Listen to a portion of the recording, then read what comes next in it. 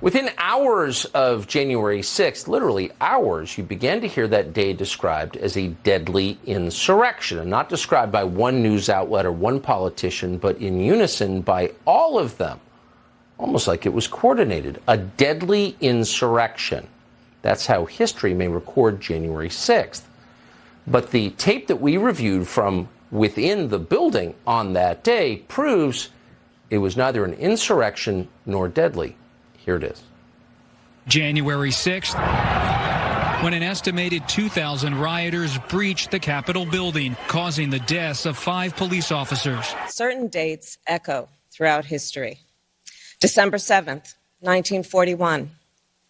September 11th, 2001. And January 6th. The mob beat officers with anything they had on them. Hockey stick, a flagpole, a fire extinguisher.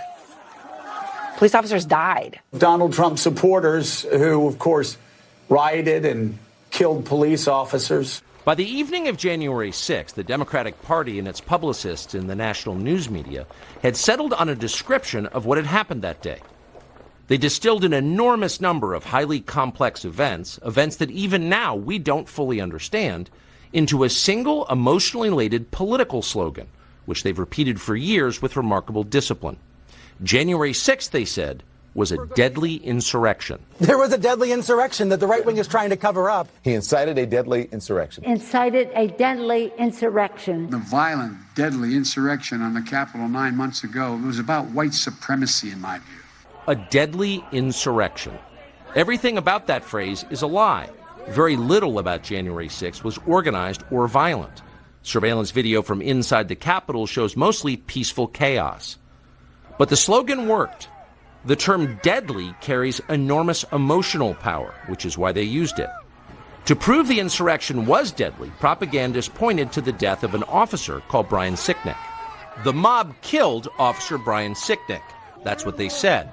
It was their single most powerful indictment of the January 6th protesters and of Donald Trump and of Republican voters nationally. They repeated that claim for years. They are still repeating it. At first, they told the country that Officer Sicknick was murdered with a fire extinguisher. Officer Brian Sicknick died after being hit in the head with a fire extinguisher during the fight. That story came from the New York Times, which is effectively the assignment editor for most of the rest of American media. It was a lie, untrue in any way. But only after that lie had hardened into conventional wisdom did the newspaper bother to retract it. The New York Times has quietly retracted its story about the death of Capitol Police Officer Brian Sicknick. The damage had been done. Brian Sicknick, himself a Trump voter, had been transformed without his consent into a political martyr of the left. His memory was shamelessly exploited by the incoming Biden administration. In February of 2021, Sicknick's body lay in state in the Capitol Rotunda, where a parade of unscrupulous politicians made use of it. Here's Joe Biden. Breaking down the doors, trying to overturn an outcome of election, and killing several police officers in the meantime. But Brian Sicknick should not be reduced to a prop for the political ambitions of the Democratic Party. He was a human being. The facts of his life matter, including how he died. To this day, media accounts describe Sicknick as someone who was, quote, slain on January 6th. The video we reviewed proves that is a lie. Here is surveillance footage of Sicknick walking in the Capitol after he was supposedly murdered by the mob outside. By all appearances, Sicknick is healthy and vigorous. He's wearing a helmet, so it's hard to imagine he was killed by a head injury. Whatever happened to Brian Sicknick was very obviously not the result of violence he suffered at the entrance to the Capitol. This tape overturns the single most powerful and politically useful lie that Democrats have told us about January 6th.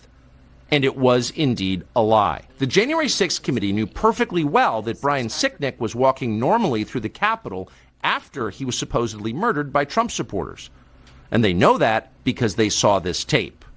We can be sure because the footage contains an electronic bookmark that is still archived in the Capitol's computer system. That means that investigators working for the Democratic Party reviewed this tape.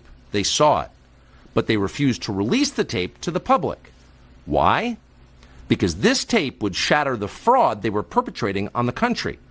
Because hiding the truth served their political interest. They lied about the police officer they claimed to revere. If they were willing to do that, then their dishonesty knew no limits.